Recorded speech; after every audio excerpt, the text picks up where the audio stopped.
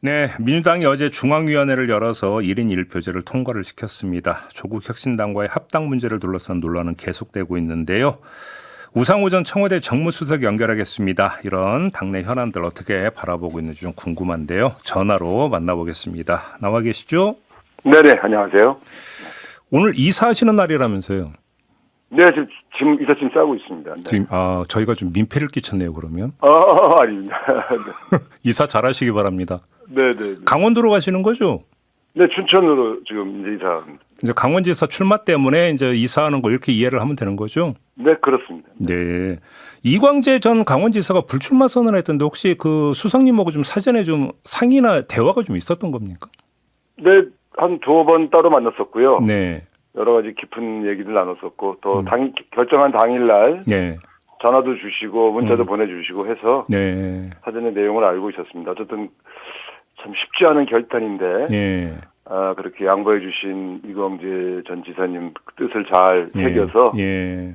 열심히 잘 하도록 하겠습니다. 그럼 뭐 그러니까 이 불출마 결심을 전하면서 좀 따로 뭐 했던 이야기는 없습니까? 이광재 전 그런 지사가? 얘기를 여기서 하긴 좀 그렇고요. 네. 어쨌든 항상 그렇게 양보해 주기가 굉장히 어려운 상황이었는데 예. 잘 결단해 주셨고 예. 앞으로 강원도 발전을 위해서 최선을 다해달라 이렇게 주문을 하셨죠. 네. 그러면 뭐 당내 경선 경쟁자는 없습니까? 그러면?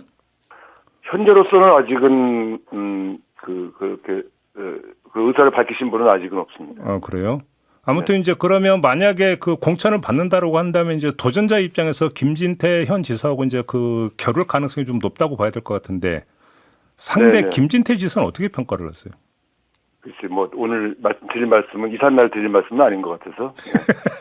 다음에 말씀드리겠습니다. 그러면, 네, 뭐, 선거 얘기는 좀 나중에 밀어놓을게요. 네. 오늘 저기 민주당 현안 관련 이야기하면 좀 하도록 하겠는데요. 일단 네네. 1인 1표제가 통과가 됐는데, 네네. 시행이 되면 뭐가 달라질 거라고 보세요? 일단 당원들 권한이 훨씬 더 강화된 것이고요. 네. 그래서 결국, 당원 주권을 강화하겠다고 하는 그 약속이 지켜진 것이죠. 근데 이제 대의원 제도를 만약에 폐지하면서 1인 1표제를 시도했다 그러면 여러 가지 논란이 많을 텐데. 네. 대의원제는 유지를 하면서 1인 1표제를 도입한 것이라서. 예. 중앙위원회에서 그것을 양해한 것으로 그렇게 보여집니다.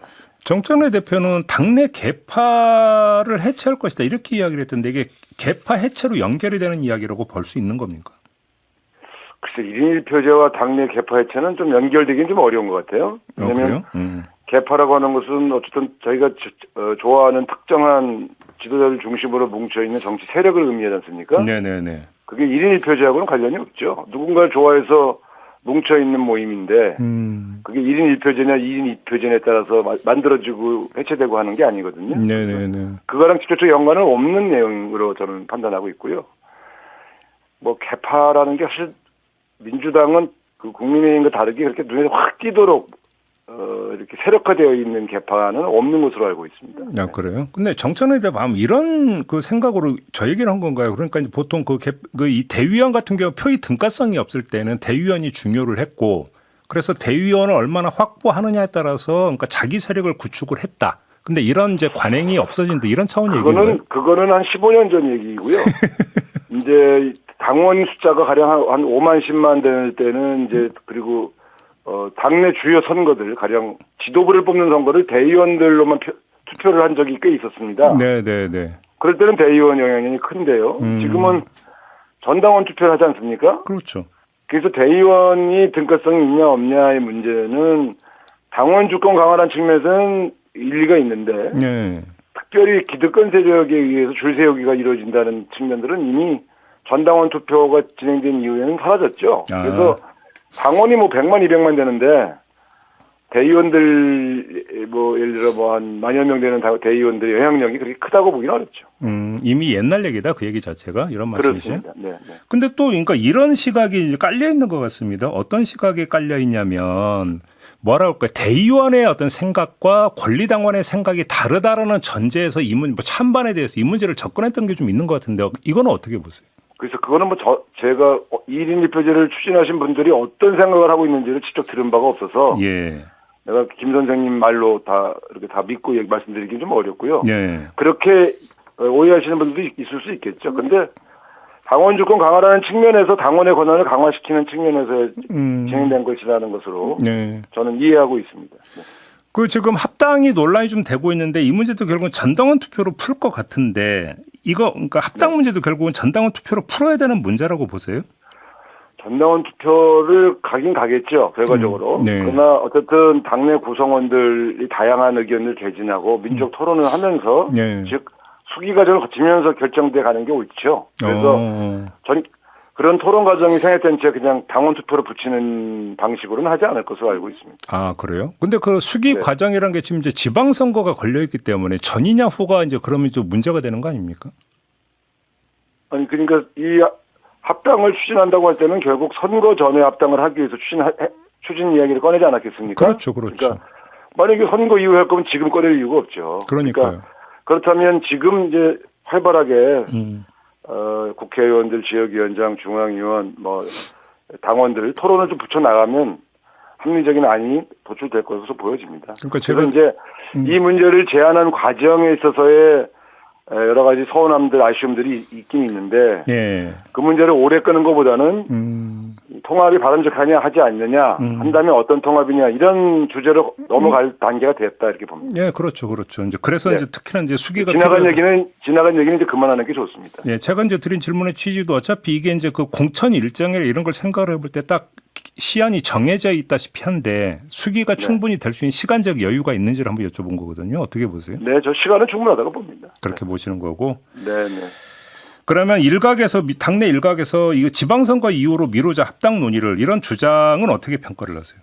아니 그건 또 그렇게 주장하실 수 있는 거죠. 네. 그러니까 주장에 대해서 평가하는 게 아니라 각자 자기의 주장을 꺼내놓고 많은 국민과 당원들의 설득해 나가는 과정이지 주장이 다르다고 해서 주장이 다른 사람들끼리 설전을 벌이고 싸울 필요는 없다. 네네. 결국은 다수의 당원들을 말하자면 설득하는 과정 아니겠어요? 네네. 그러니까 통합을 찬성하시는 분은 찬성하시는 대로 반대하시는 분은 반대하시는 분대로 자기 논리를 가지고 네.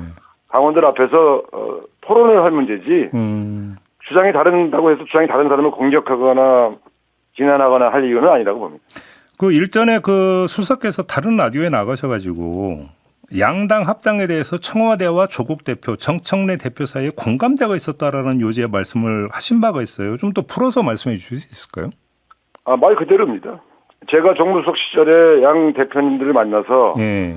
의견을 교환 적이 있고요. 두 분 다 통합에 대해서 긍정적이었고 다만 이제 당내 설득을 어떻게 나갈 거냐에 대한 걱정들을 하신 바가 있어요. 네. 그런데 그래서 그런 공감대들은 분명히 존재했다. 다만 이번에 제안하는 과정에서 최고위원들 지도부 안에서 좀 충분한 혹은 뭐 사전에 긴밀한 협의를 하지 못했기 때문에 생긴 네. 소통의 문제라고 보여집니다. 그 문제에 대해서는 정청래 대표가 진솔하게 사과를 했고 또 아마 개별적으로 반발하는 지도부들을 만나서 양해를 구하고 있는 것으로 알고 있습니다. 그래서 일정한 과정을 거치고 있는 건데요. 그 이전에 여러 가지 공감대를 가지고 뭐 몇 개월간 논의해왔던 사실은 제가 잘 알고 있죠. 아, 그래요? 그러면 수석께서도 이제 합당 이야기를 이제 정청래 대표나 조국 대표에게 이제 했다라는 말씀이신데 그런 이야기를 꺼낸 계기나 이유가 뭐였을까요, 그러면? 네, 이 정도로 하시죠, 과거 얘기는.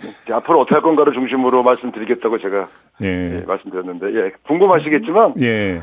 그런 과정들이 없이 어떻게 이런 일이 진행되겠어요? 그러니까, 그렇게 이해해 주시면 되겠습니다. 근데 그 말씀에 세세하게 지나간 얘기를 다 말씀드리긴 좀 어렵습니다. 그 말씀의 네. 취지는 정청래 대표의 독단이라고 보기는 좀 어렵다 이런 취지의 말씀으로 이해를 해도 될까요, 그러면? 통합에 대해서는 사실상 상당한 정도로 대화를 해왔던 것이고요. 예. 다만 이 제안 자체가 전격적이어서 그것 때문에 좀 충격을 받으신 분들이 좀 있는 거죠. 네. 이제 그것만 바로 잡으면 되지 않겠냐 저는 그렇게 생각합니다. 근데 며칠 전에 왔던 또 이제 그 메시지 내용이 공개가 되면서 미락이 있었네 없었네 또 논란이 불거졌잖아요. 이건 어떻게 보세요? 그런 논란을 이제 그만해야 됩니다. 왜냐하면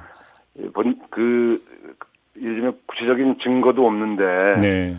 막 이런저런 얘기를 해서 결국 조국당이 반발하고 있지 않습니까? 예. 그러니까 이제 민주당 안에서의 뭐 이러저러한 얘기들이 나올 수 있겠지만 예. 상대방이 있는 통합 얘기를 하면서 이 민주당 내에 내부 다툼처럼 비춰지는 것이 오히려 바람직하지는 않죠. 만약에 이런 식으로 자꾸 내부 다툼이 생기면 지방선거 어떻게 치릅니까? 통합으로 가기 전에 예. 민주당 안에 분열이 노정돼서는 안 된다. 예. 저는 그렇게 생각합니다. 어제 저희가 신장식 조국혁신당 수석 최고위원하고 인터뷰를 했는데 신장식 의원은 만약에 이게 불발이 된 거 있을 때 이제 그 걱정을 좀 하더라고요. 이제 양쪽 당원들이 전부 다 감정이 좀 상하지 않겠느냐 이 걱정을 하던데 어떻게 보세요? 그거? 그러니까 지방선거에 오히려 악영향을 미치죠. 이제 뭐 야권 연대도 쉽지 않게 되지 않겠습니까? 그래서 지금은 되게 자중해야 할 때고요. 예.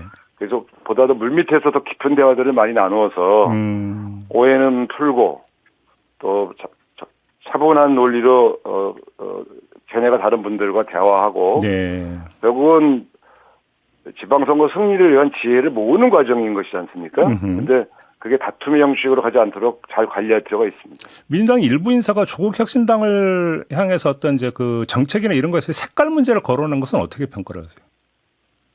예, 다 그런 얘기가 자체가 다 상처를 주는 얘기거든요. 그러니까 지금 이재명 대통령은 중도 보수까지 끌어안고 지금 내각에 등용을 하고 있지 않습니까? 그렇죠. 그런 마당에 조국 혁신당의 색깔을 얘기하거나 정책의 다름을 부각시킬 필요는 없다고 봐야지요. 통합은 차이를 극복해서 더 큰 하나가 되는 거 아니겠습니까? 네. 그렇기 때문에 조금 차분하게 뭐가 다른가를 많이 찾으려고 하기보다는 뭐가 더 같은가를 찾는 노력이 통합의 과정이어야 됩니다. 근데 그 말씀을 하셨으니까 제가 추가 질문 하나만 드려야 될 것 같은데 색깔 이야기를 했던 의원들이 주장하는 게 이재명 대통령이 중도 보수 쪽으로 지금 가면서 그걸 아우르려고 하는데 우리보다 더 왼쪽에 있는 조국 혁신당을 끌어안는 게 말이 되느냐 이런 논리를 펴고 있거든요.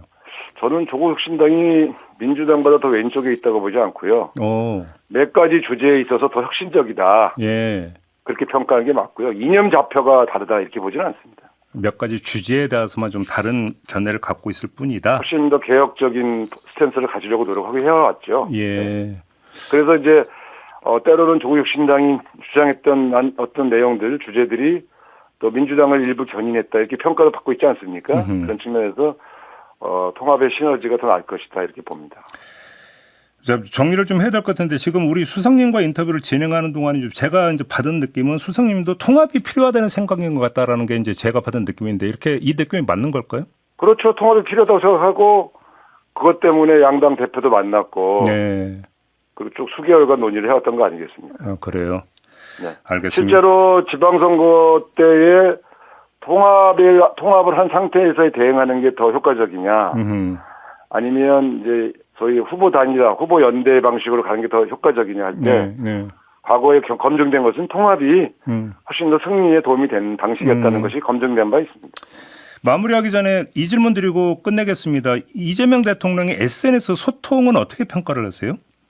저걸 5년간 예. 임기 내내 직접 소통을 하시겠다고 결심하시고 진행하시는 겁니다. 그래서 저는 상당히 효과가 있다고 보여져요. 왜냐하면 대통령이 무슨 생각을 하는지를 잘 이해하지 못해서 생겼던 많은 갈등들이 있거든요, 과거에. 그래서 그에 비해서는 비교적 국정의 책임자가 각 개별 사안에 대해서 어떤 판단과 생각을 가지고 추진하는지를 국민들이 정확하게 이해할 수 있다는 점에서 직접 소통의 효과가 더 크다고 봅니다. 그런데 과정에서 오해의 소지라든지 약간 표현의 부적절성을 둘러싼 논란이 불거졌을 때 나올 수 있는 약간 리스크도 좀 있지 않을까요? 그 점은 어떻게 보세요? 그런 리스크보다 예.